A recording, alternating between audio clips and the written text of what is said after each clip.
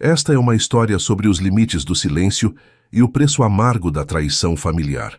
Às vezes, as pessoas que deveriam nos proteger são as mesmas que seguram a faca pelas costas, esperando o momento de maior vulnerabilidade para golpear.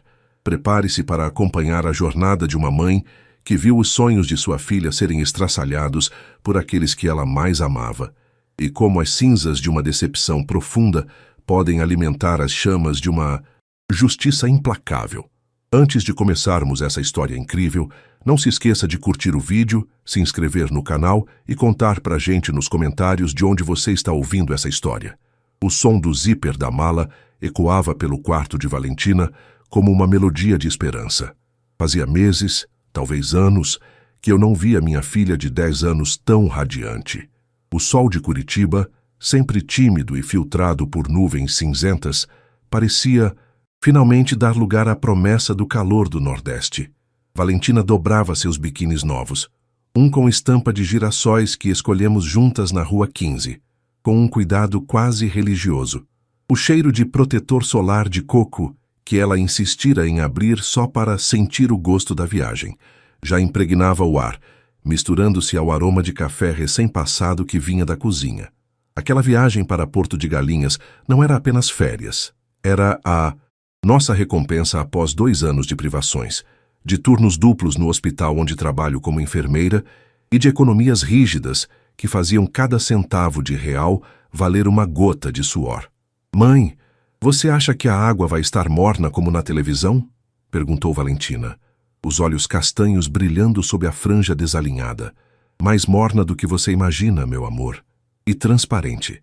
Vamos conseguir ver os peixinhos nos seus pés sem nem precisar de óculos, respondi, sentindo um nó de satisfação na garganta. Eu tinha conseguido. Apesar de tudo, eu daria aquele momento a ela. Renato, meu marido, entrou no quarto e me deu um beijo rápido na têmpora. Ele parecia ansioso, mexendo no celular de forma frenética, o que eu atribuía ao estresse pré-viagem de quem precisa deixar tudo em ordem no escritório de contabilidade. Ele nunca foi um homem de grandes demonstrações emocionais, mas eu acreditava na nossa parceria. Estávamos juntos há 12 anos, construindo uma vida tijolo por tijolo, enfrentando a sombra constante de sua mãe, Dona Odete, uma mulher que parecia carregar o inverno de Curitiba na própria alma. O interfone tocou abruptamente, quebrando a harmonia do momento. Era ela. Odete nunca avisava quando vinha. Ela simplesmente surgia, como uma frente fria indesejada. Quando abri a porta, o perfume pesado de gardênias dela invadiu a sala, um cheiro que sempre me causava uma leve náusea. Ela não sorriu. Vestia um casaco de lã estruturado e segurava uma pasta de couro firme sob o braço. Odete? Aconteceu alguma coisa? Perguntei, tentando manter a polidez enquanto sentia meus músculos retesarem. Aconteceu que o bom senso finalmente bateu à porta desta casa, disse ela, passando por mim sem pedir licença e caminhando até a mesa de jantar. Renato, venha aqui. Agora. Valentina apareceu na porta do quarto, o sorriso murchando instantaneamente ao ver a avó. Odete mal olhou para a neta. Ela abriu a pasta e retirou 4 envelopes de papel pardo. Meus olhos se fixaram neles. Reconheci o timbre da agência de viagens. Meu coração deu um solavanco violento contra as costelas. Que bom que as passagens chegaram aqui em casa hoje cedo, continuou Odete, com uma voz fria e calculista. Eu as peguei na agência para facilitar, e já tomei a liberdade de resolver o impasse. Que impasse, Odete? Do que você está falando? Minha voz saiu trêmula, uma mistura de confusão e medo. Eu mesma tinha pago por aquelas passagens com o dinheiro da minha rescisão do emprego anterior, que guardei como um tesouro. Ela colocou as mãos sobre os envelopes, protegendo-os como se fossem documentos de Estado. Decidimos que você não vai, Beatriz, e Valentina também não. Sua filha não vai conhecer o mar desta vez. É uma futilidade desnecessária diante da situação da família. O mundo pareceu girar mais devagar. Olhei para Valentina, que agora segurava a boneca com força, o lábio inferior começando a tremer. Depois, olhei para Renato, esperando que ele explodisse, que ele risse daquela loucura, que ele expulsasse a mãe da nossa sala. Mas ele não fez nada. Ele apenas abaixou a cabeça, estudando as próprias unhas com uma intensidade covarde. Como assim, decidimos? Eu sussurrei, a raiva começando a ferver sob a pele fria. O dinheiro é meu. A viagem é nossa. Devolva essas passagens agora, Iodete. Isso é roubo. Roubo? Ela soltou uma risada seca, desprovida de qualquer humor. Eu estou salvando o patrimônio do meu filho.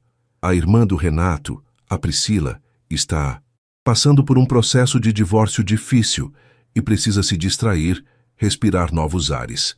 Ela e o novo acompanhante dela vão usar os vouchers. Já fiz a troca dos nomes na agência, usando a procuração que o Renato me deu para resolver as pendências da conta conjunta de vocês.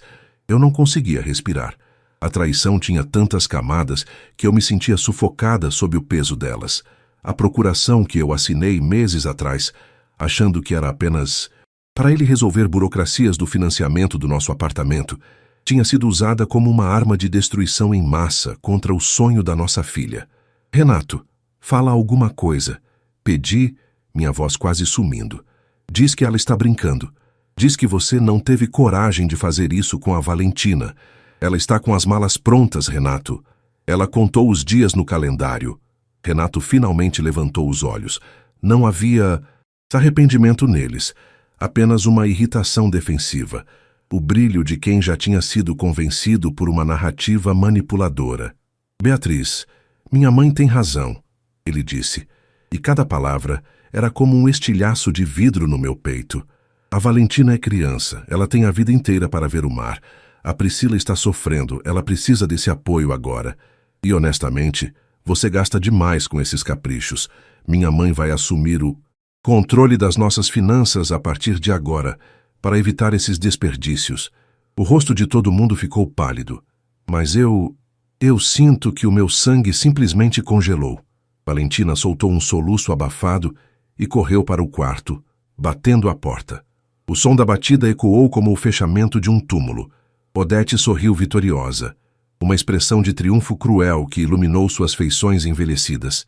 Ela se levantou, guardou os envelopes, que agora carregavam o nome da cunhada e de um desconhecido, e caminhou até a saída. Não me olhe assim, Beatriz, disse ela, parando na porta.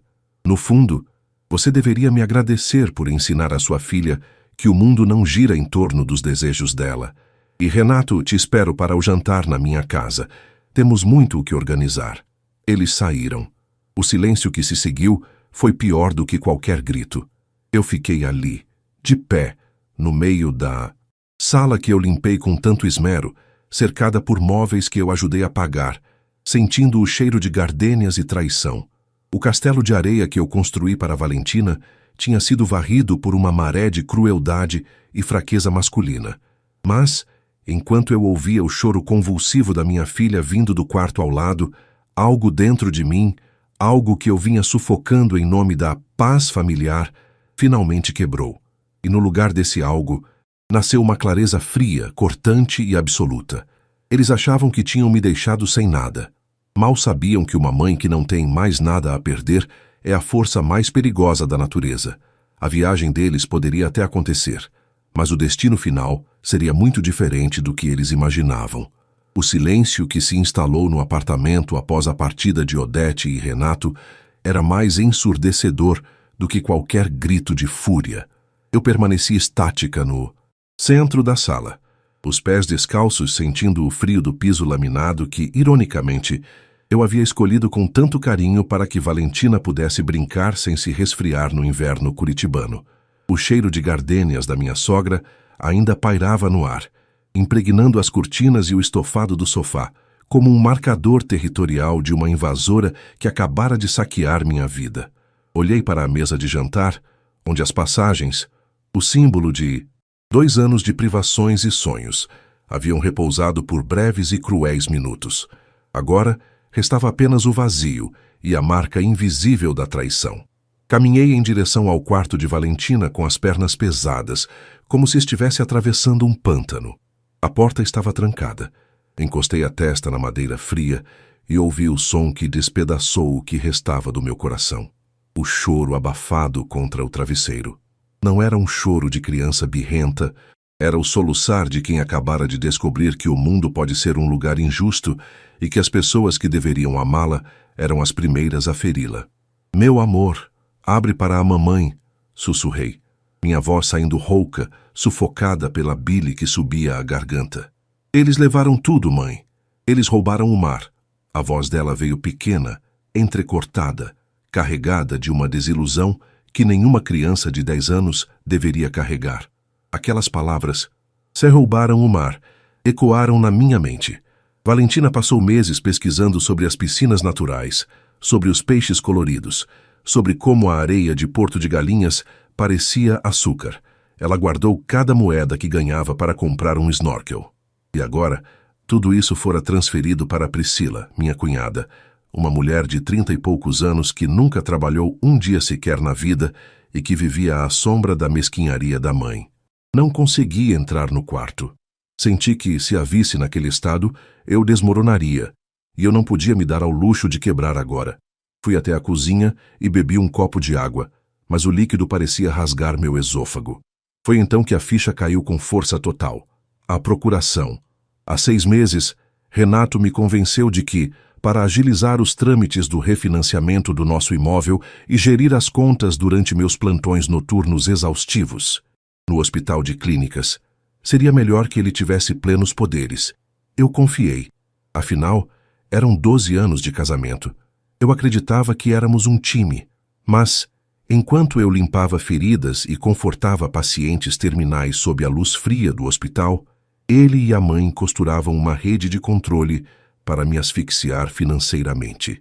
Peguei meu celular e tentei acessar o aplicativo do banco. Meus dedos tremiam tanto que errei a senha 2 vezes. Na terceira tentativa, o choque. O saldo da nossa conta conjunta estava reduzido a apenas alguns centavos. O dinheiro da minha rescisão, que eu havia depositado ali para garantir nossa segurança e a viagem, tinha sido transferido para uma conta desconhecida. Uma transferência de alto valor feita ontem, assinada digitalmente por Renato. Senti uma tontura avassaladora. Sentei-me no chão da cozinha, as costas contra a geladeira barulhenta. O som do motor parecia rir de mim. Eu estava sendo roubada dentro da minha própria casa, pelo homem com quem eu dividia a cama. A crueldade de Odete não era um surto isolado, era um plano de execução. Eles queriam me isolar, me despojar de qualquer autonomia e me transformar em uma mera prestadora de serviços para a família deles, enquanto usufruíam do meu suor para sustentar os luxos de Priscila. O telefone tocou. Era uma mensagem de Renato. Vou dormir na casa da minha mãe hoje para evitar discussões desnecessárias. Amanhã conversamos com calma. Tente entender que família vem em primeiro lugar. Uma risada histérica escapou dos meus lábios.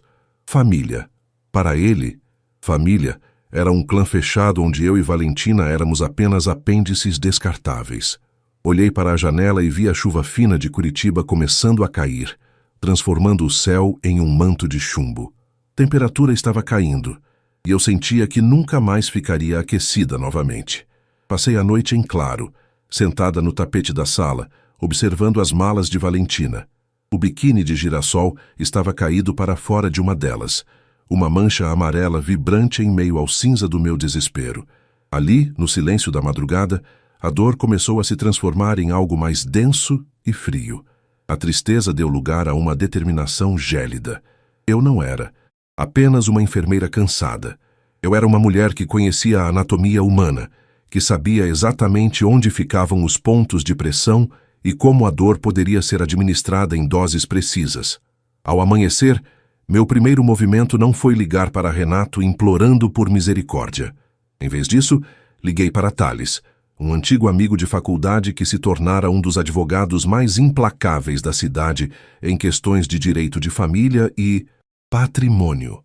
Thales não era um nome comum nos círculos sociais de Odete.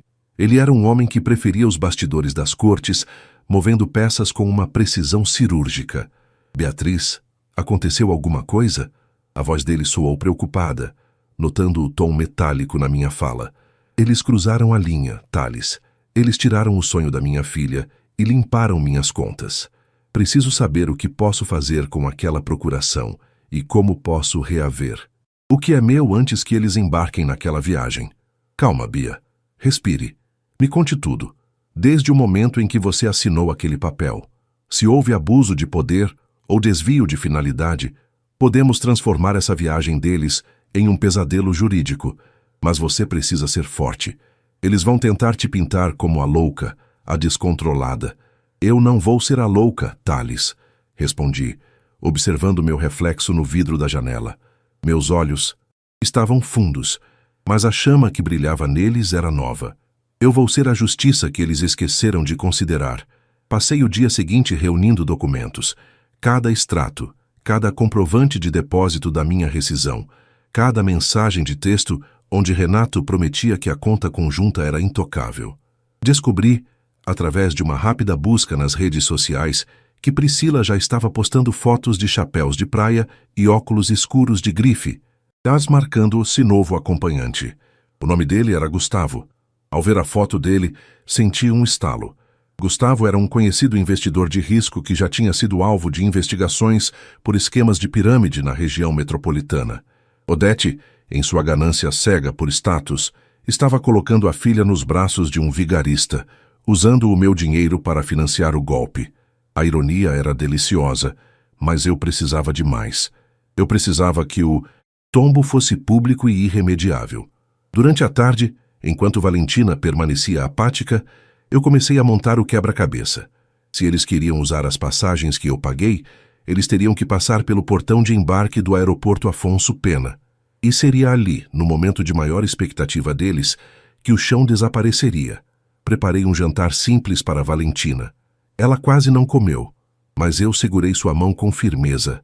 Filha, eu prometo a você, você vai ver o mar. Mas antes, nós vamos precisar ver algumas máscaras caírem. Você confia na mamãe? Ela me olhou, os olhos ainda inchados, e assentiu levemente. Naquela noite, eu não chorei. Eu estudei os horários dos voos, as cláusulas da procuração e as fraquezas de Odete. A vingança, eu percebi, não era um prato que se comia frio.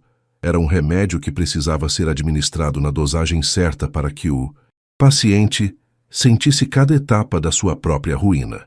O escritório de Thales, localizado em um dos prédios mais imponentes do bairro Batel, exalava uma sobriedade que, naquele momento, era o único chão firme sob meus pés. O aroma de café expresso e couro legítimo das poltronas contrastava com o cheiro de desinfetante hospitalar que ainda parecia impregnado na minha pele após o plantão noturno. Eu não tinha dormido. Meus olhos ardiam, mas a adrenalina que corria nas minhas veias era um combustível mais potente que qualquer cafeína. Thales girou a tela do monitor para mim, revelando uma sequência de transações que faziam meu estômago dar voltas. Beatriz, a situação é mais profunda do que imaginávamos, disse ele, ajustando os óculos com uma expressão de grave preocupação. O Renato não apenas desviou o dinheiro da sua rescisão. Ele vem drenando pequenas quantias da conta. Poupança da Valentina, aquela que você abriu para a faculdade dela, há pelo menos 4 meses.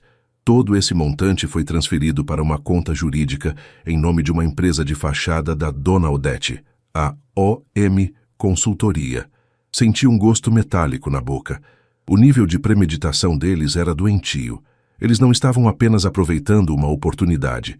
Eles estavam sistematicamente canibalizando o futuro da minha filha para sustentar o ego de uma matriarca falida e os luxos de uma cunhada parasita. Thales continuou, detalhando como a procuração que eu assinei fora usada de forma abusiva, configurando uma clara apropriação indébita e má-fé contratual. Eu já protocolei o pedido de liminar para o bloqueio imediato das contas e a revogação da procuração. Thales explicou, sua voz mantendo um tom calmo, mas implacável. Mas aqui está o trunfo. Como você é a titular principal da conta de onde saiu o pagamento integral das passagens e das reservas no resort, e como houve fraude na alteração dos nomes dos passageiros sem o seu consentimento por escrito, nós conseguimos uma ordem judicial para impedir o embarque. Não quero apenas impedir o embarque, Thales, eu disse, minha voz soando estranha para os meus próprios ouvidos, mais grave, mais decidida.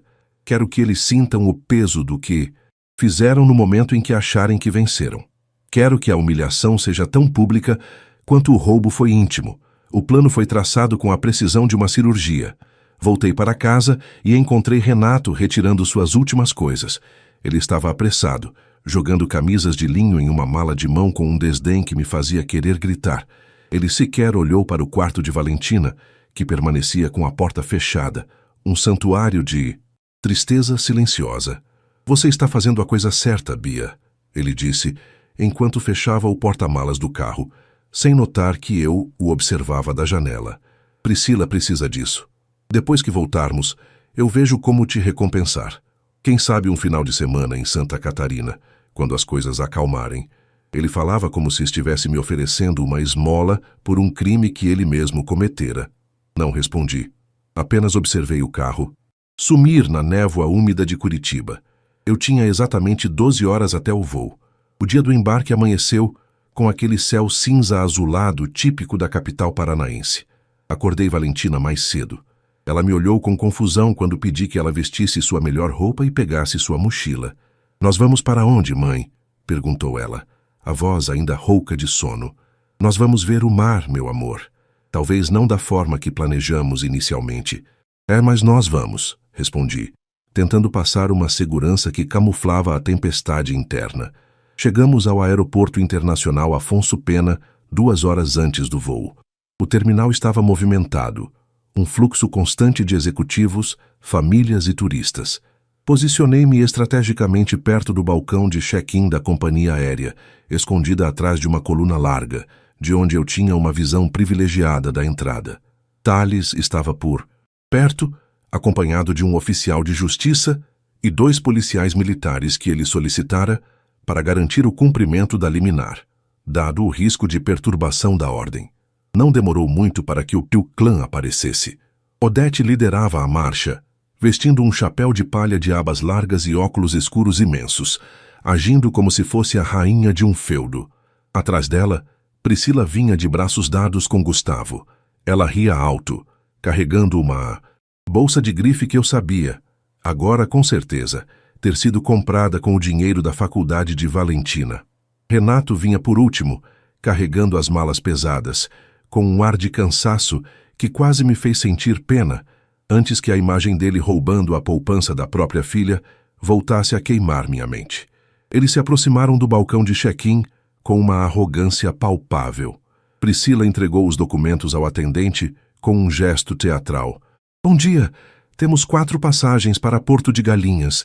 Reservas no resort também, disse ela com um sorriso plastificado.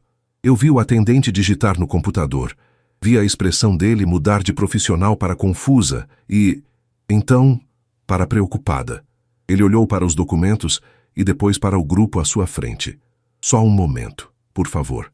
Há um alerta administrativo no sistema referente a estes localizadores, informou o funcionário, fazendo sinal para um supervisor. Foi o sinal.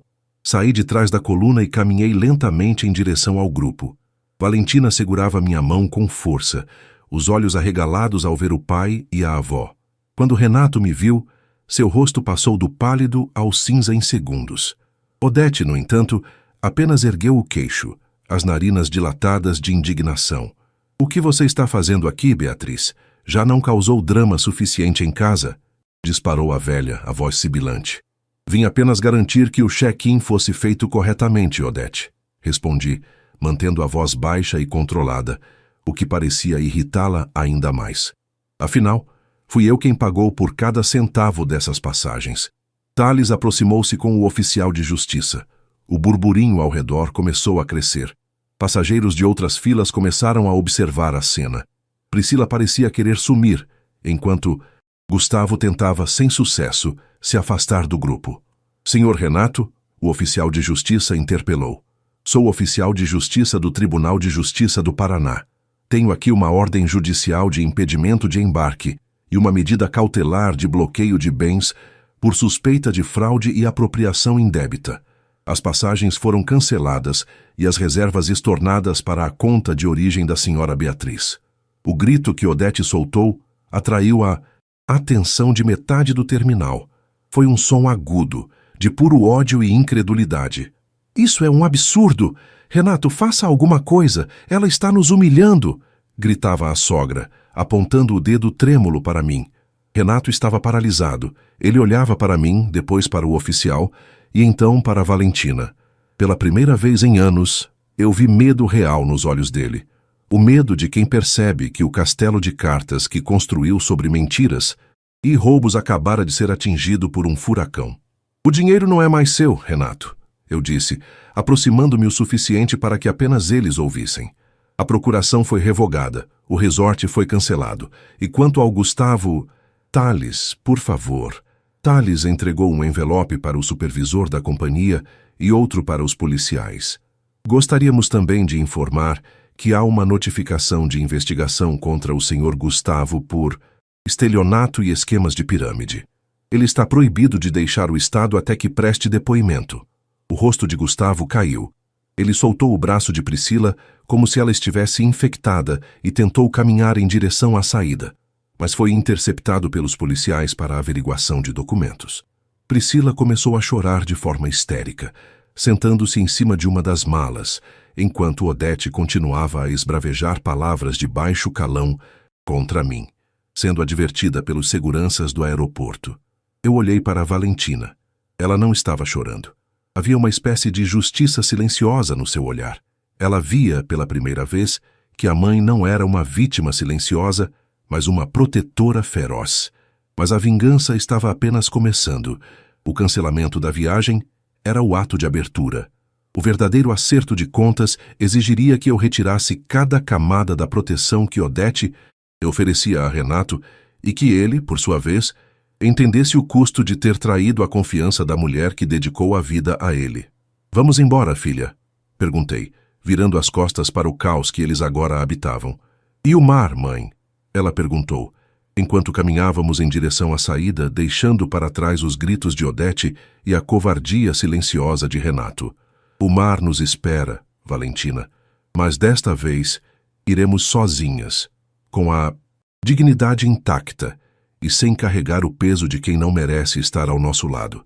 As semanas que se seguiram ao episódio no aeroporto Afonso Pena foram como um inverno prolongado dentro da minha própria alma.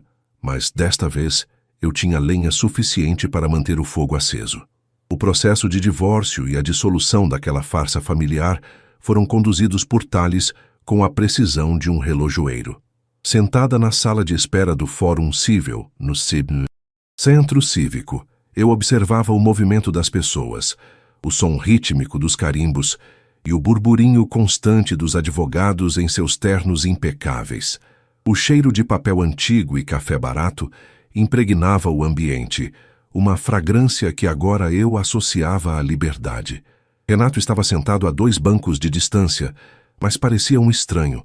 O homem que eu amei por 12 anos havia sido substituído por uma casca vazia, um sujeito que não conseguia sustentar o olhar e cujas mãos tremiam levemente enquanto ele mexia no celular, provavelmente esperando uma instrução de sua mãe.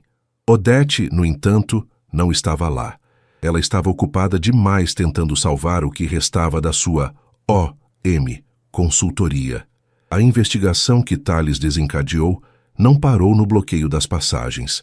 Ao puxar o fio da apropriação indébita do meu dinheiro, a Receita Federal encontrou uma teia de irregularidades fiscais e lavagem de dinheiro que a sogra vinha operando há anos para sustentar o estilo de vida de Priscila.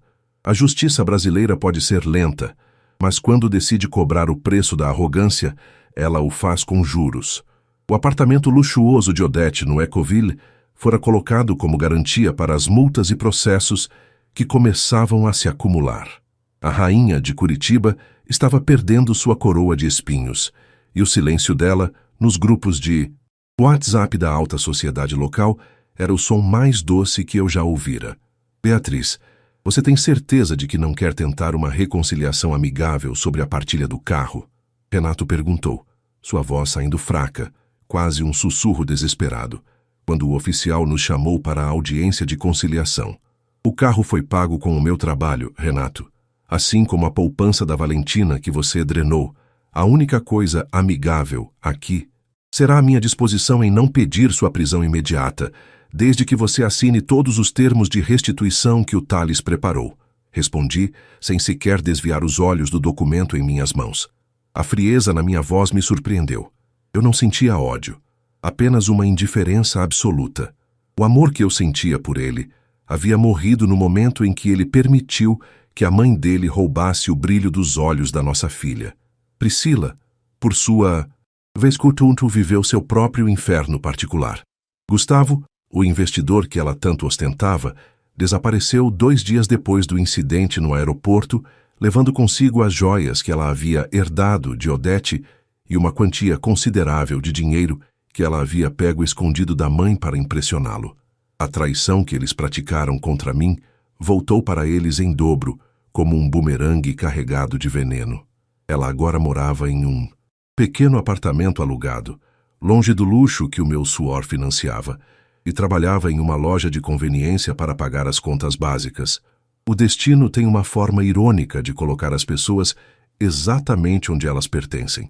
Quando finalmente saí do fórum com a sentença de divórcio favorável e a ordem de restituição integral dos bens, senti como se um peso de toneladas tivesse sido removido dos meus ombros. O ar de Curitiba, sempre úmido, me parecia mais leve. Fui buscar Valentina na escola. Ela me esperava no portão com sua mochila de girassóis. Ao me ver, ela não perguntou sobre o pai ou sobre a avó. Ela apenas olhou para a pasta em minha mão e sorriu. "Está na hora, mãe?" Ela perguntou. "Está na hora, meu amor." Desta vez não houve planejamento de meses ou economias sofridas. Com o dinheiro restituído por ordem judicial das contas de Odete, reservei uma viagem para um destino ainda mais especial. Não iríamos mais para onde eles queriam ir. Iríamos para a Barra de São Miguel, em Alagoas, um refúgio de águas calmas e azul turquesa, onde o tempo parecia não ter pressa. O voo foi tranquilo. Valentina passou o tempo todo olhando pela janela, observando as nuvens como se fossem as ondas que ela tanto desejava conhecer. Quando o avião pousou em Maceió e a porta se abriu, o calor do Nordeste nos abraçou como um velho amigo. O cheiro de mar, sal e liberdade inundou meus pulmões. Não havia gardênias, não havia julgamentos, não havia o peso da traição. Éramos apenas nós duas.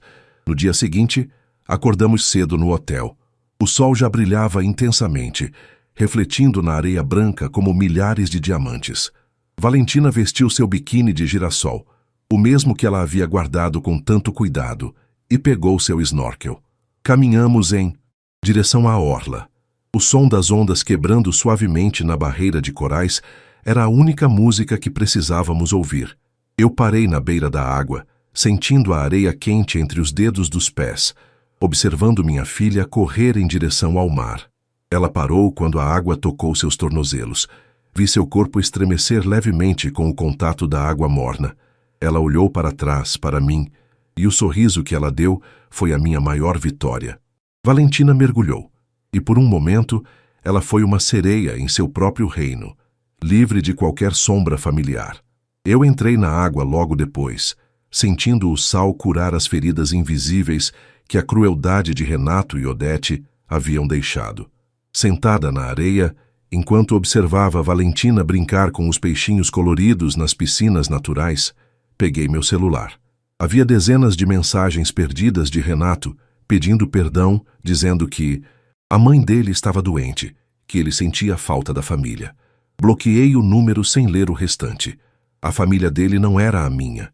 Minha família era aquela menina corajosa que agora saltava nas ondas, e a mulher fortalecida que eu me tornara. A vingança não foi apenas ver a ruína financeira deles ou a humilhação pública no aeroporto. A verdadeira vingança foi a nossa felicidade. Foi o fato de que, apesar de tudo o que eles tentaram nos tirar, eles não conseguiram roubar a nossa capacidade de recomeçar. Eles ficaram para trás, presos em suas próprias teias de ganância e amargura, enquanto nós estávamos ali, cercadas pela imensidão azul do Atlântico. O sol começou a se pôr, pintando o céu de tons de laranja e violeta que nenhuma câmera conseguiria capturar com fidelidade. Valentina voltou para perto de mim, ofegante e feliz, o rosto brilhando com o sal e a alegria. "Mãe, o mar é muito maior do que eu pensei." Ela disse, abraçando-me com seus braços molhados. É sim, querida. E a nossa vida também. Respondi, beijando o topo de sua cabeça. Naquela noite, dormimos com o som das ondas como canção de ninar. Eu sabia que, ao voltarmos para Curitiba, haveria desafios, processos para finalizar e uma nova rotina para construir. Mas eu não tinha mais medo. Eu havia aprendido que as pessoas podem tentar roubar seus planos, seu dinheiro e até seu tempo. Mas elas nunca podem roubar a sua essência se você for forte o suficiente para lutar por ela. A história que começou com uma traição covarde terminava ali, naquelas águas mornas, onde o passado foi lavado e o futuro se estendia infinito como o horizonte. Eu estava em paz, e pela primeira vez em muito tempo, eu sabia exatamente quem eu era. Uma mulher que não se curva, uma mãe que protege e uma pessoa que descobriu que o melhor sabor da vida não é o da vingança, mas o da liberdade.